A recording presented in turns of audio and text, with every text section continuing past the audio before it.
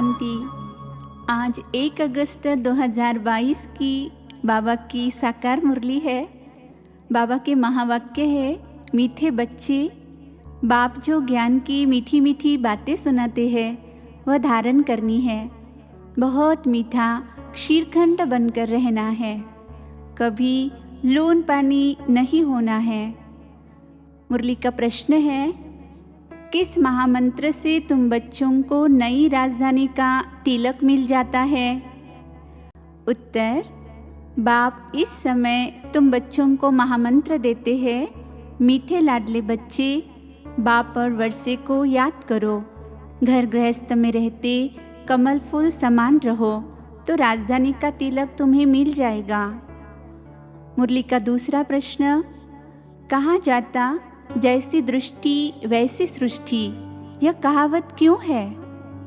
उत्तर, इस समय के मनुष्य जैसे पतित है, काले हैं, ऐसे अपने पूज्य देवताओं को, लक्ष्मी नारायण, राम सीता को, शिव बाबा को भी काला बनाए उनकी पूजा करते हैं।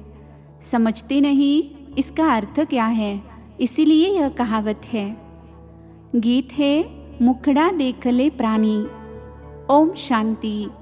मीठे मीठे सिकिलदे बच्चों ने गीत की लाइन सुनी कि दिल रूपी दर्पण में देखो कि कितना पाप और कितना पुण्य किया है। पाप और पुण्य दिल रूपी दर्पण में विचार किया जाता है ना। यह तो है ही पापात्माओं की दुनिया। पुण्यात्माओं की दुनिया सतयुग को कहा जाता है। यहाँ पुण्य आत्मा कहाँ से आए? सब पाप ही करते रहते हैं, क्योंकि रावण राज्य है। खुद कहते भी हैं, हे पतित पावन आओ। हम जानते हैं कि भारत ही पुण्यात्माओं का खंड था, कोई पाप नहीं करते थे।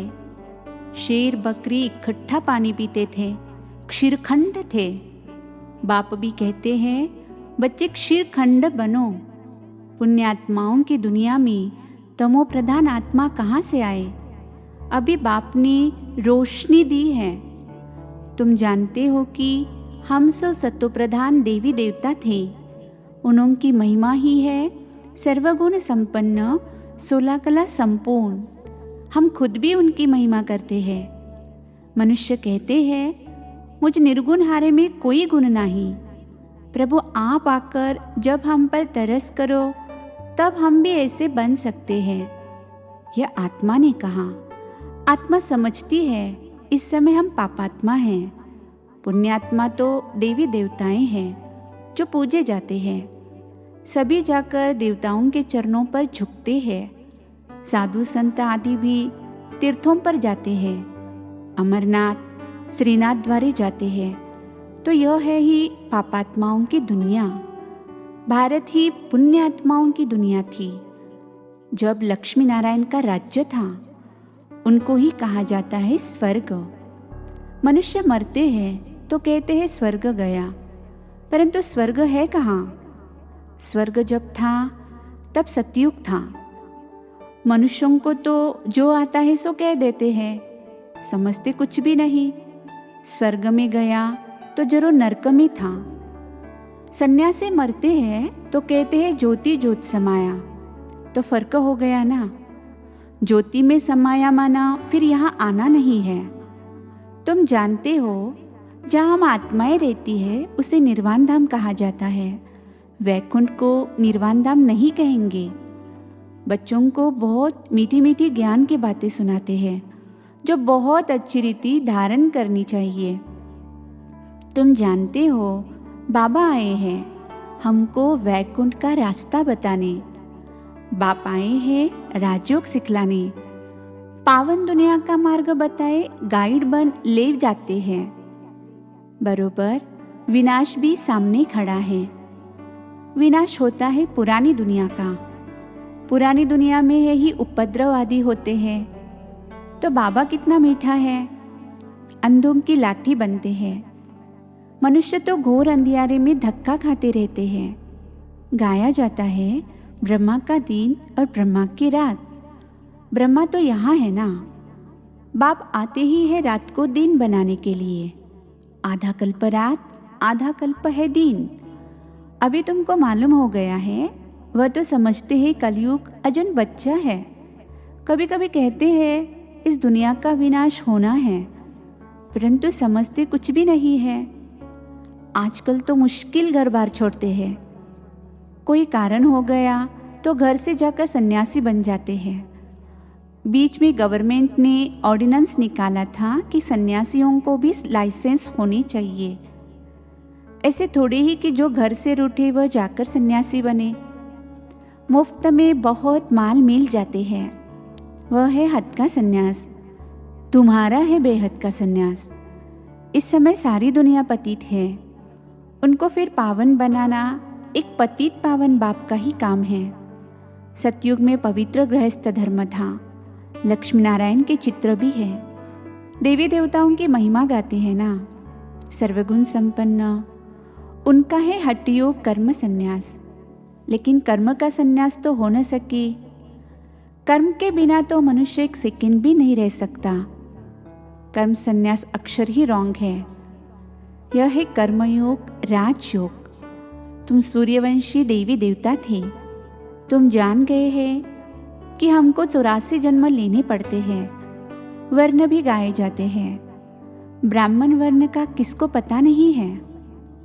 बाप तुम बच्चों को महामंत्र देते हैं कि बाप और वर्षे को याद करते रहो तो तुमको राजधानी का तिलक मिल जाएगा। मीठे मीठे लाडले बच्चे घर गृहस्थ में रहते कमल फूल समान रहो। जितना प्यार से काम निकल सकता है उतना क्रोध से नहीं। बहुत मीठे बनो। बाप की याद में सदैव मुस्कुराते रहो।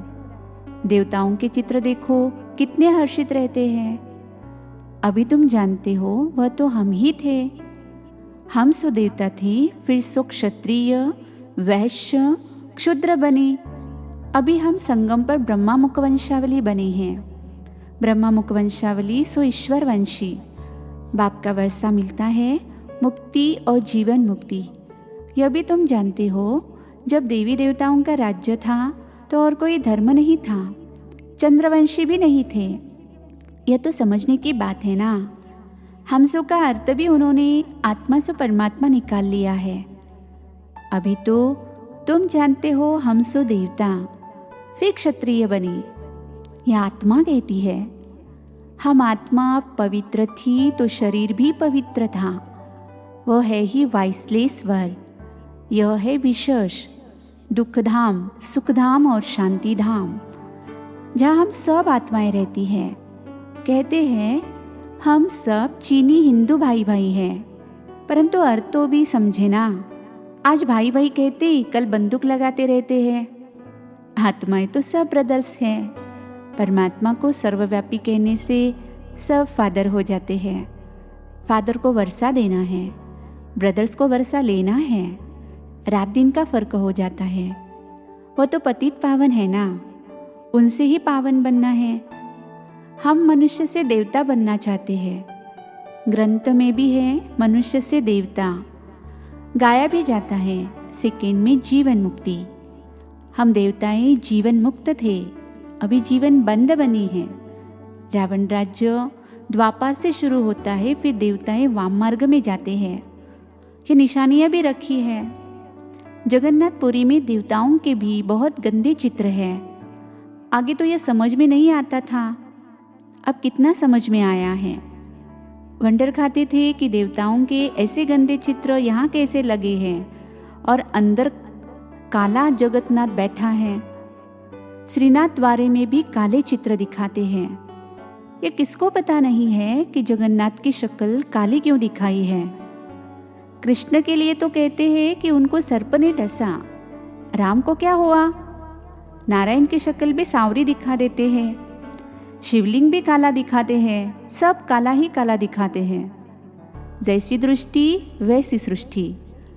इस समय है ही सब पतित काले, तो भगवान को भी काला बना दिया है। पहले पहले शिव की पूजा करते थे, हीरों का लिंग बनाते थे। अब वह सब चीज़ें गायब हो गई हैं। यह तो मोस्ट वैल्यूबल चीज़ें हैं।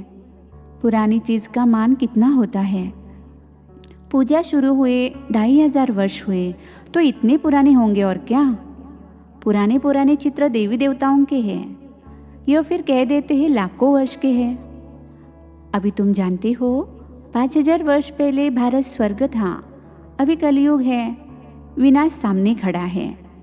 सबको जाना है, बाप ही सबको ले जाते हैं। ब्रह्मा द्वारा तुम ब्राह्मण बने हो, फिर तुम देवताएं पालना करेंगे। यह बातें कोई भागवत गीता में नहीं है।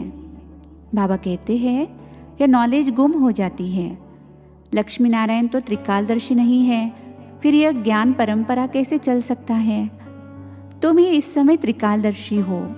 सबसे अच्छी सेवा इस समय तुम करते हो, तो तुम हो सच्चे सच्चे रूहानी सोशल वर्कर। तुम अभी आत्माभिमानी बनते हो। आत्मा में जो खाद पड़ी है वह निकले कैसे? बाप जोरी भी है ना। सोना में आयरन की खाद पड़ते पड़ते आत्मा पतित हो गई है, अब पावन कैसे बने? बाबा कहते हैं, हे आत्मा मामिकम याद करो। पतित पावन बाप श्री मत देते हैं। भगवानो आज हे आत्माएं, तुम्हारे में खाद पड़ती है, अभी तुम पतित हो। पतित फिर महात्मा थोड़े ही हो सकते हैं। एक ही उपाय है, मामिकम याद करो। इस योगाग्नि से तुम्हारे विकर्म दग्ध होंगे। कितने आश्रम हैं, अनेक प्रकार के हठयोग के चित्र लगे हुए हैं। यह है योग अथवा याद की भट्टी। भल गृहस्थ व्यवहार में रहो, भोजन आदि बनाओ, बच्चों की संभाल करो। अच्छा सवेरे तो टाइम है ना। कहा भी जाता है, राम सिमर प्रभात मोरे मन। आत्मा में बुद्धि है, भक्ति भी सवेरे करते हैं। तुम भी सवेरे सवेरे उठ बाप को याद करो, विकर्म विनाश करो। सारा किचड़ा निकल आत्मा कंचन बन जाएगी, फिर काया भी कंचन मिलेगी। अभी तुम्हारी आत्मा 2 कैरेट भी नहीं है। भारत के देवी देवताओं के 84 जन्मों का हिसाब लेना पड़े। वर्ल्ड की हिस्ट्री ज्योग्राफी रिपीट होती है, परंतु आयु कितनी है ये जानते नहीं। कल्प की आयु को ही नहीं जानते हैं। बाप कहते हैं, मैं आया हूँ श्रीमत देने, श्रेष्ठ बनाने। याद की अग्नि से ही खाद निकलेगी, और कोई उपाय नहीं है। बच्चों को बहादुर बनना है, डरो मत। जिनका रक्षक खुद भगवान बाप बैठा है, उनको किससे डरना है? तुम्हें कोई श्राप आदि क्या देंगे? कुछ भी नहीं। अच्छा, मीठे मीठे सिक्के लदे बच्चों प्रति माता पिता बाप दादा का याद प्यार और गुड मॉर्निंग। रूहानी बाप की रूहानी बच्चों को नमस्ते। हम रूहानी बच्चों की सिक्के लदे रूहानी माता पिता बाप दादा को याद प्यार, गुड मॉर्निंग और नमस्ते। धारणा के लिए सार है। पहली पॉइंट है, कोई भी काम प्यार से निकालना है, क्रोध से नहीं। बाप की याद में सदा हर्षित रहना है, सदा देवताओं जैसे मुस्कुराते रहना है। दूसरी पॉइंट, आत्मा में जो खाद पड़ी है वह याद की अग्नि से निकालनी है। विकर्म विनाश करने हैं, बहादुर बन सेवा करनी है, डरना नहीं है। आज का वरदान है, सर्व कर्मेंद्रियों को लॉ और ऑर्डर प्रमाण चलाने वाले मास्टर सर्वशक्तिमान भव। सर्व कर्मेंद्रियों को लॉ और ऑर्डर प्रमाण चलाने वाले मास्टर सर्वशक्तिमान भव। उसका अर्थ है, मास्टर सर्वशक्तिमान राजयोगी वह है जो राजा बनकर अपनी कर्मेंद्रियों रूपी प्रजा को लॉ और ऑर्डर प्रमाण चलाए। जैसे राजा राज्य दरबार लगाते हैं, ऐसे आप अपने राज्य कारोबारी कर्मेंद्रियों की रोज दरबार लगाओ और हाल चाल पूछो कि कोई भी कर्मचारी अपोजिशन तो नहीं करते हैं, सब कंट्रोल में है। जो मास्टर सर्वशक्तिमान है, उन्हें एक भी कर्मेंद्रिय कभी धोखा नहीं दे सकती। स्टॉप कहा तो स्टॉप। आज का स्लोगन है, समय पर सर्वशक्तियों को कार्य में लगाना ही मास्टर सर्वशक्तिमान बनना है। मातेश्वरी जी के अनमोल महावाक्य। 1. वास्तव में ज्ञान प्राप्त करना तो एक ही सेकंड का काम है, परंतु अगर मनुष्य एक सेकेंड में समझ जाए तो उनके लिए एक ही सेकेंड लगता है। सिर्फ अपने स्वधर्म को जान जावे कि मैं असूल में शांत स्वरूप आत्मा हूँ और परमात्मा की संतान हूँ। अब यह समझना तो एक सेकेंड की बात है, परंतु इसमें निश्चय करने में कोई हठयोग, कोई जप तप, कोई भी प्रकार का साधन करना कोई ज़रूरत नहीं है। बस सिर्फ ओरिजिनल अपने रूप को पकड़ो। बाकी हम जो इतना पुरुषार्थ कर रहे हैं वो किसके लिए? अब इस पर समझाया जाता है, हम जो इतना पुरुषार्थ कर रहे हैं वो सिर्फ इतनी बात पर ही कर रहे हैं, जैसे अपने प्रैक्टिकल जीवन को बनाना है तो अपनी इस बॉडी कॉन्शियस से पूरा निकलना है। असूल में सोल कॉन्शियस रूप में स्थित होने व इन देवी गुणों को धारण करने में मेहनत अवश्य लगती है। इसमें हम हर समय हर कदम पर सावधान रहते हैं। अब जितना हम माया से सावधान रहेंगे तो भले कितनी भी घटनाएं सामने आएंगी मगर हमारा सामना नहीं कर सकेंगी। माया सामना तब करती है जब हम अपने आप को विस्मृत करते हैं। अब यह जो इतनी मार्जिन है सिर्फ प्रैक्टिकल लाइफ बनाने की, बाकी ज्ञान तो सेकंड की बात है। दूसरा, यह अपना ईश्वरीय ज्ञान अपनी बुद्धि से नहीं निकाला हुआ है, न कोई अपनी समझ अथवा कल्पना है अथवा संकल्प है, परंतु यह ज्ञान सारी सृष्टि का है जो रचता है उस द्वारा सुना हुआ ज्ञान है। और साथ साथ सुनकर अनुभव और विवेक में जो लाया जाता है वो प्रैक्टिकल आपको सुना रहे हैं। अगर अपने विवेक की बात होती तो सिर्फ अपने पास चलती, परंतु यह तो परमात्मा द्वारा सुन अपने विवेक से अनुभव से धारण करते हैं। जो बात धारण करते हैं वे जरूर जब विवेक और अनुभव में आती है तब अपनी मानी जाती है। यह बात भी इन द्वारा हम जान चुके हैं। तो परमात्मा की रचना क्या है? परमात्मा क्या है? बाकी कोई अपने संकल्प की बात नहीं है। अगर होती तो अपने मन में उत्पन्न होती। इसलिए जो अपने को स्वयं परमात्मा द्वारा मुख्य धारणा योग्य पॉइंट मिली हुई है वो है मुख्य योग लगाना। परंतु योग के पहले ज्ञान चाहिए। योग करने के लिए पहले ज्ञान क्यों कहते हैं? पहले सोचना समझना और बाद में योग लगाना। हमेशा ऐसे कहा जाता है। पहले समझ चाहिए, नहीं तो उल्टा कर्म चलेगा। इसलिए पहले ज्ञान जरूरी है। ज्ञान एक ऊंची स्टेज है जिसको जानने के लिए बुद्धि चाहिए, क्योंकि ऊंचे से ऊंच परमात्मा हमको पढ़ा रहे हैं। अच्छा, ओम शांति।